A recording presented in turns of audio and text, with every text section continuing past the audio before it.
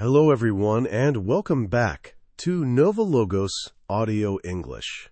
We are moving forward in our Gallery of Giants with Series 3, Portraits of Faith.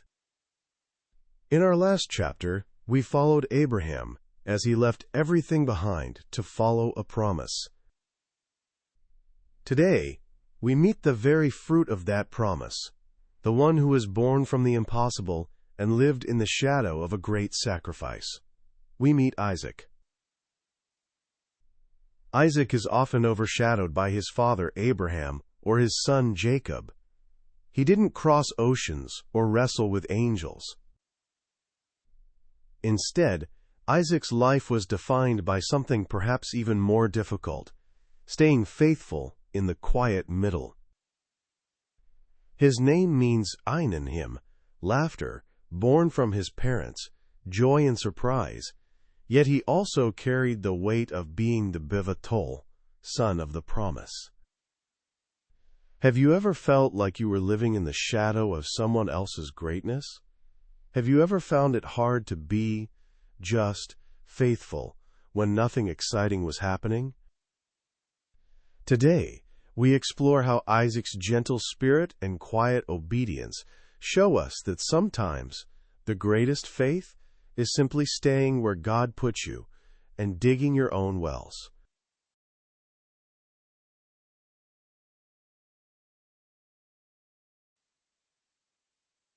Section 1. The Silence of Moriah.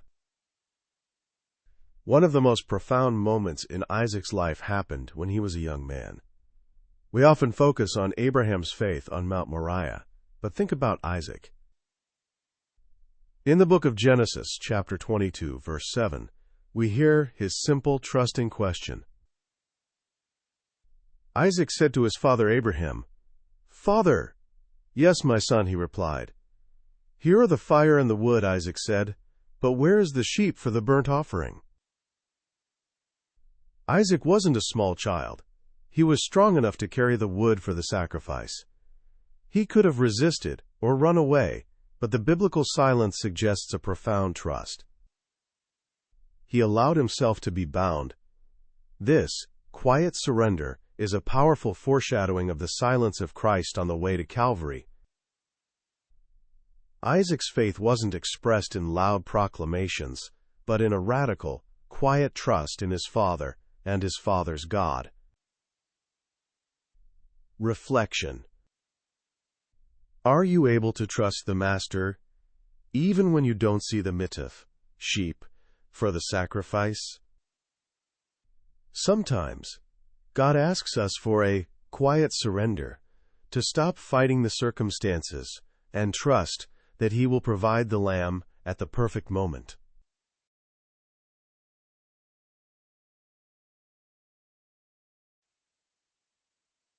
Section 2. The Shadow.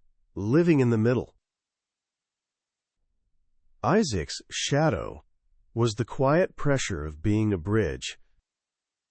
He had to maintain what his father started and prepare the way for his children. He spent much of his life in the same desert, facing the same droughts.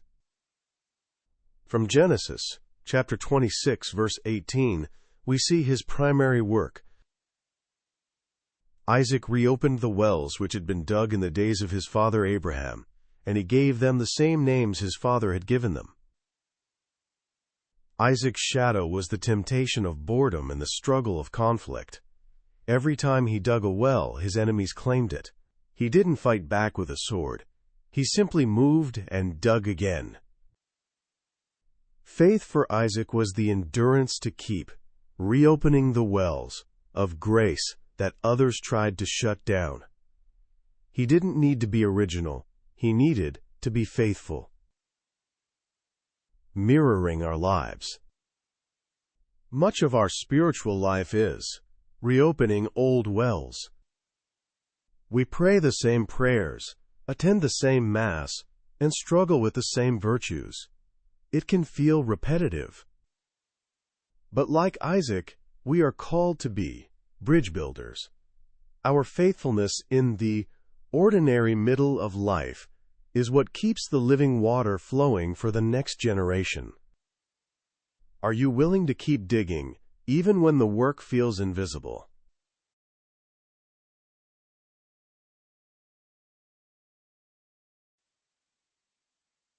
Section 3.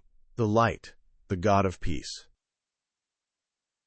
The light in Isaac's life came from his commitment to peace. Because he refused to fight over the wells, God appeared to him and expanded his territory. In Genesis chapter 26, verse 24, we see the reassurance. The Lord appeared to him that night and said, I am the God of your father Abraham. Do not be afraid, for I am with you. I will bless you and multiply your descendants for the sake of my servant Abraham. Isaac's light was the realization that he didn't have to be a warrior to be a winner. By choosing peace over conflict, he made room for God to intervene. Eventually, even his enemies came to him and said, We have clearly seen that the Lord is with you. His quiet life became a loud testimony to the presence of the divine. The light of gentleness. Gentleness is not weakness. It is strength under control. Isaac's light teaches us that when we stop fighting for our own rights and trust in the God of the promise, He will give us a Rehoboth, a wide open space where we can finally flourish.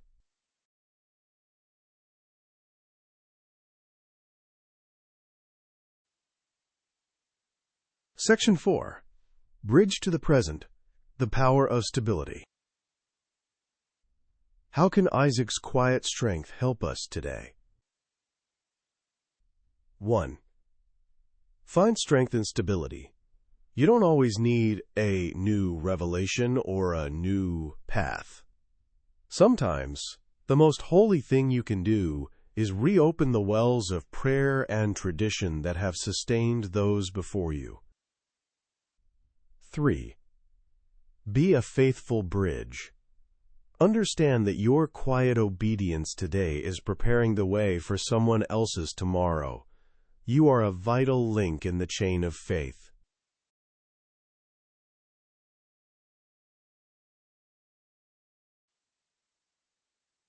Section 5. Language Clinic, Expressing Surrender and Continuity.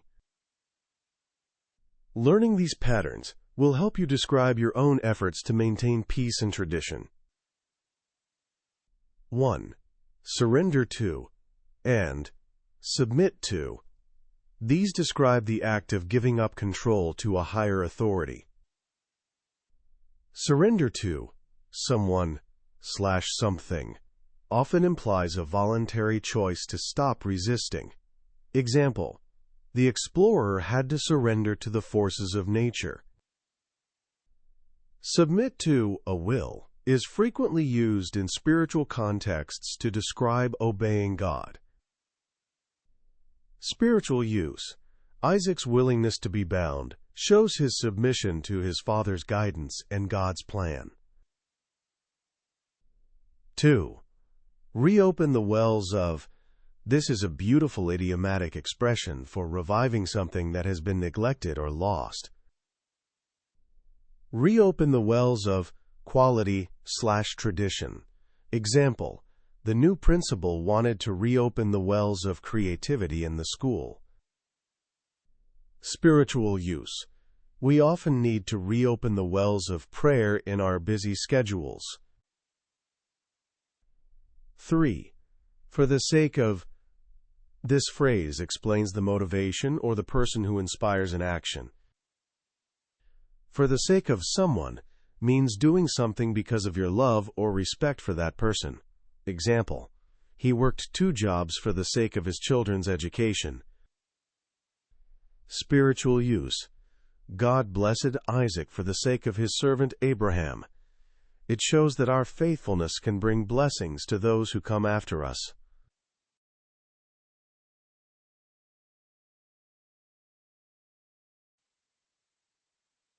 Consolidation and review Key phrases for your journey.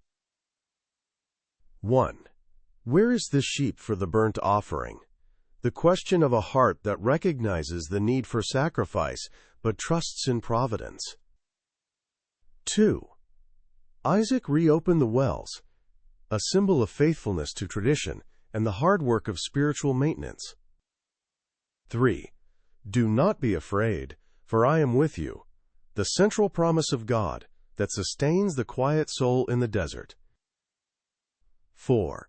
For the sake of my servant Abraham. This teaches us that we are part of a larger story, and that the faithfulness of those before us still bears fruit. 5. A man of quiet obedience. This describes a life that doesn't need the spotlight to be significant in God's eyes. 6. The God of peace will be with you. Based on Isaac's example, this reminds us that peace is a fruit of trusting the covenant.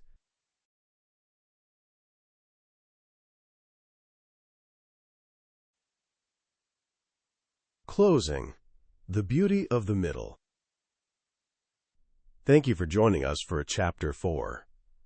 Isaac reminds us that you don't have to do great things to be great in the eyes of God.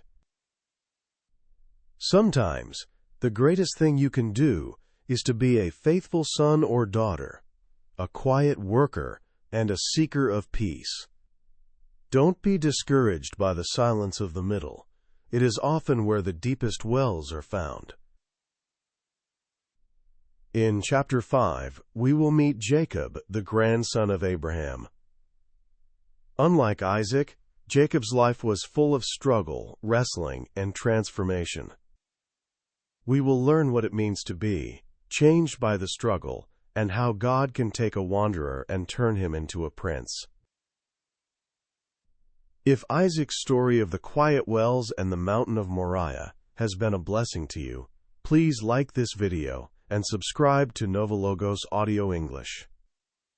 Your support helps us continue to dig these wells of wisdom together. Hit the notification bell to stay connected with our gallery. Until we meet again, keep digging in peace. Goodbye.